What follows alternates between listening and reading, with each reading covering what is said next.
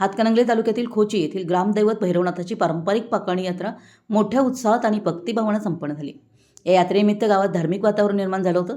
पहाटेपासूनच भाविकांनी मंदिरात दर्शनासाठी मोठी गर्दी केली होती।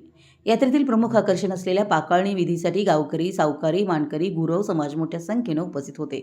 पारंपरिक रीतिरिवाजानुसार विधी पार पडले। ढोल ताशांच्या गजरात आणि जयघोषात संपूर्ण परिसर दुमदुमून गेला होता। भर दुपारी 12 वाजता कडाक्याच्या उन्हात पालखी सोहळ्याला सुरुवात झाली। यावेळी पालखी समवेत असणारे भैरवनाथाचे अश्व, धनगरी ढोल, मानाच्या सासनकाठ्या, गुलालाची उधळण, पालखी सोहळ्यानं यात्रेची सांगता करण्यात आली।